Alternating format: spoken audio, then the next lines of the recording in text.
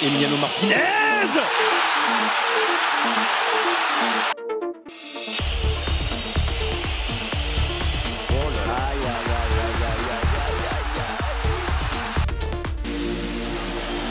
Et ça passe. Et ça passe, et l'Argentine est championne du monde.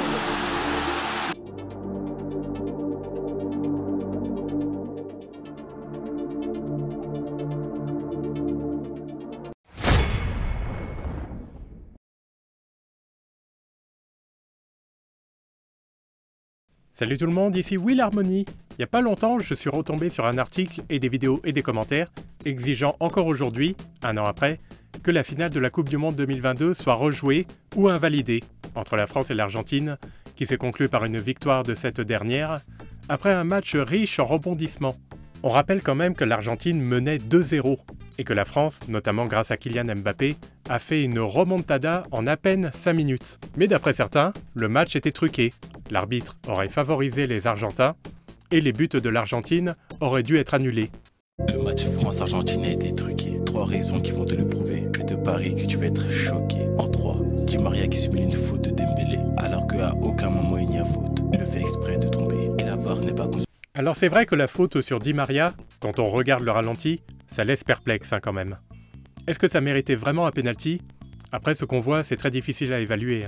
On n'était pas sur place. Moi, le seul truc... Il y a contact, non? Non, mais bien sûr, il y a contact. Tu le vois, le pied qui heurte. Dembélé heurte le pied de Di Maria. Di Maria peut-être en rajoute un peu, mais frère, c'est du moment que c'est touché, tu déséquilibres le joueur. Mais est-ce qu'il le touche vraiment? On en est sûr de ça? On le voit. Moi, j'ai vu. Oui, quand on regarde bien, Dembélé a effectivement fauché Di Maria par derrière. Di Maria en rajoute sûrement, mais il n'y a pas simulation. Puis la France, faut voir le nombre de pénaltys un peu douteux qu'elle a eu quand même. Je pense notamment au Portugal, à l'Euro 2000. Franchement, là aussi, une main qui est très involontaire. Bon, c'est vrai que s'il n'avait pas mis la main, il y aurait probablement eu but. Et ça mérite peut-être du coup une pénalité. Le joueur lui-même avait déclaré à l'époque « Je ne conteste pas la main, mais elle était involontaire.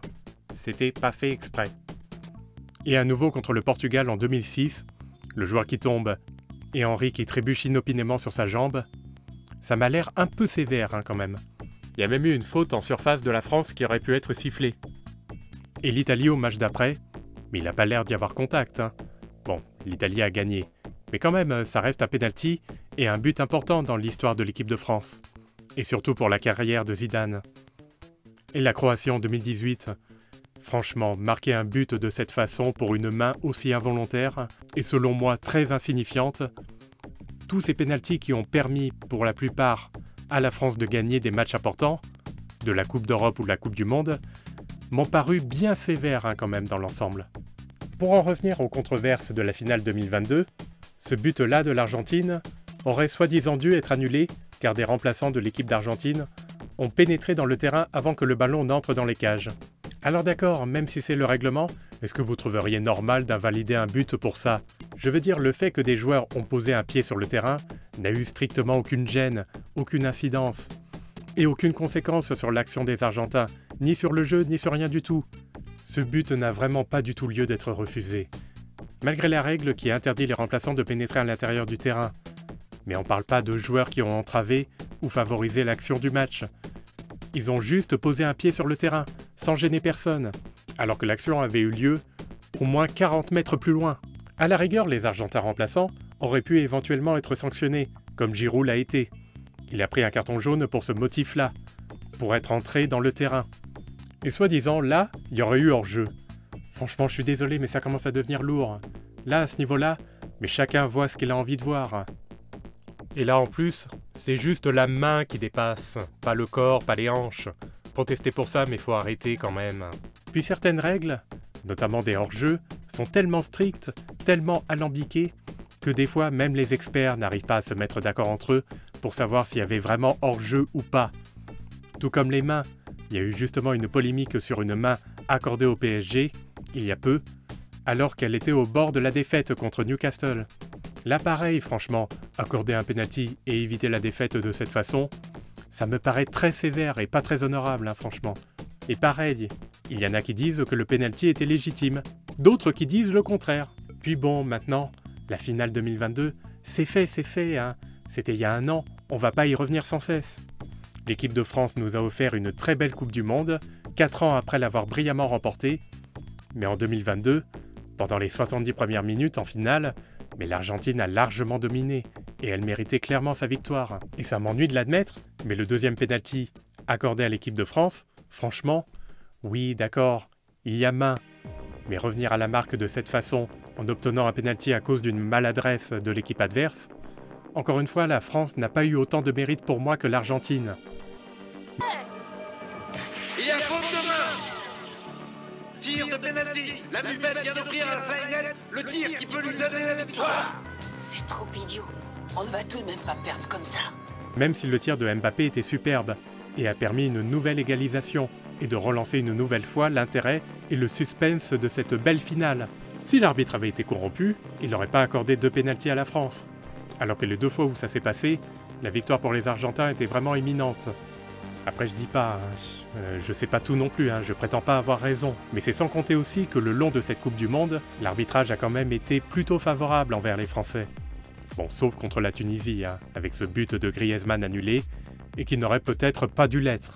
Sinon, soyez honnêtes, le quart de finale France-Angleterre, il y avait bien 1, voire 2 fautes en surface qui n'ont pas été sifflées. Même si l'Angleterre a quand même eu 2 pénaltys, encore une fois, je trouve que c'est pas très méritant de revenir au score de cette façon. Mais les 2 fautes étaient incontestables. Mais sinon, j'ai l'impression quand même que l'arbitre a été en faveur de la France. Bon, vous allez sans doute me dire, si l'arbitre avait été du côté des Français, il n'aurait jamais accordé 2 pénaltys à l'Angleterre. Comme je l'ai dit pour la finale contre l'Argentine, alors que la France, les 2 fois où ça s'est produit, était en train de gagner. Comme pour les pénaltys accordés à la France contre l'Argentine. Mais corruption, c'est un mot fort quand même. Moi, je dirais pas corruption, je dirais plutôt une forme de partialité quand même. Et contre le Maroc, c'est pareil. Il y a eu une faute claire et nette dans la surface qui n'a pas été sifflée. Est-ce que ça aurait empêché la France d'accéder à la finale si l'arbitre avait sifflé? Sans doute pas, puisque la France l'a emporté de 2 buts d'écart. Il y en a même eu une deuxième de faute, plus difficile à évaluer, mais qui aurait éventuellement pu être sifflée. Moi, personnellement, je m'y attendais à ce que l'Argentine l'emporte. Elle avait battu la Croatie 3-0 quand même en demi-finale, qui elle-même a battu le Maroc à la petite finale. D'ailleurs, le résultat de la petite finale est souvent prémonitoire. Je ne sais pas si vous l'avez remarqué, mais les demi-finales de Coupe du Monde, on a souvent le futur premier, donc le futur vainqueur, qui va affronter le futur troisième. Tandis que le futur second affronte souvent en demi-finale l'équipe qui va finir 4e. Il y a eu des exceptions, bien sûr. La France, pour moi, après le résultat de la petite finale et un quart de finale et une demi-finale avec des décisions douteuses et plutôt favorables à la France, je voyais mal la France l'emporter. Mais maintenant, stop. Arrêtez de revenir là-dessus.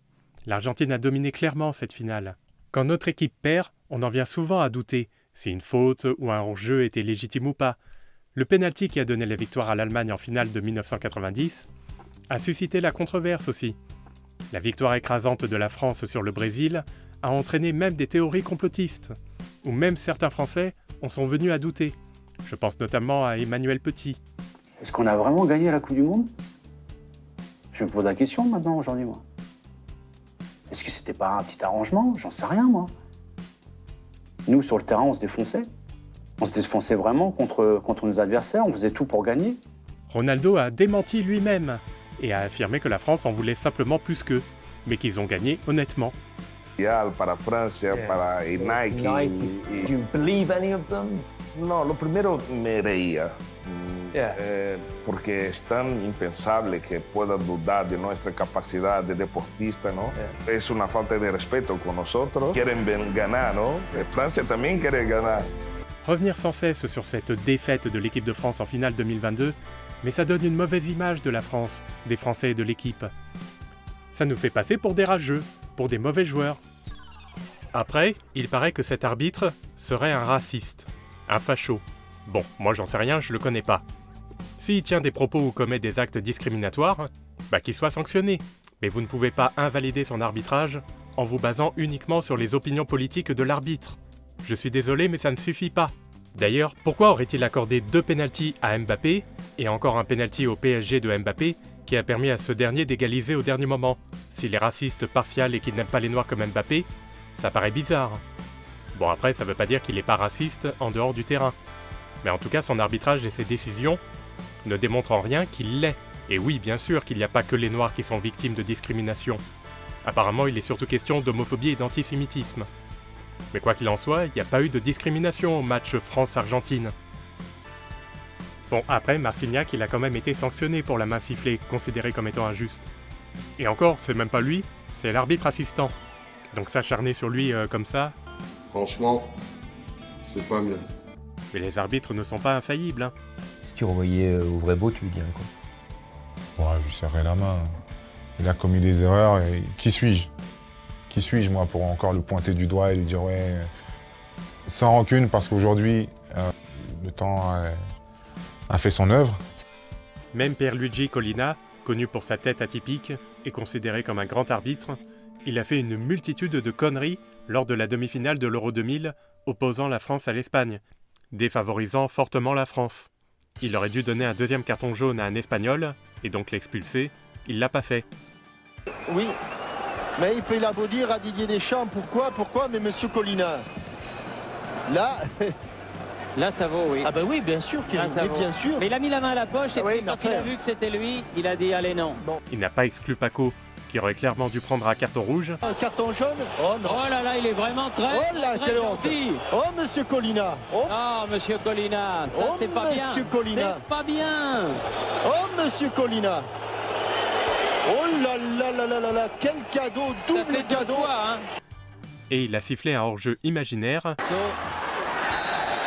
Oh non, ils sont tous les deux. Maintenant il y en a marre, hein, bonhomme. Il dira. Je suis sûr que vous êtes un petit peu énervé, Thierry. Ah oui, là il m'énerve, hein, le chauve, là. Là vraiment il m'énerve. Et il a sifflé un penalty imaginaire pour l'Espagne que Raoul a raté. Il n'y avait pas penalty, Thierry. Il n'y avait pas penalty.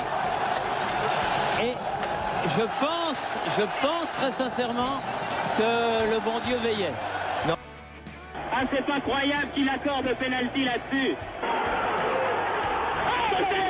À côté. Eh ben, il y a un bon Dieu, croyez-moi. Il n'y avait pas penalty, Thierry. Vous savez, Jean-Michel, on a eu l'occasion de le voir souvent cet hiver et de dire tout le bien que l'on pensait de M. Collina en Ligue des Champions notamment. Mais là, très sincèrement, c'est non. Hein. Ça fait quand même beaucoup. Et quand il y a autant d'erreurs en défaveur de la même équipe, ça peut donner lieu à des suspicions. Et rappelez-vous que le foot, c'est qu'un jeu. Il n'y a pas mort d'homme, c'est pas une catastrophe ni un drame. Et j'ai bien aimé l'une des dernières vidéos des Bleus qui manifestent leur soutien aux victimes de harcèlement. Ça, c'est un sujet grave et sérieux.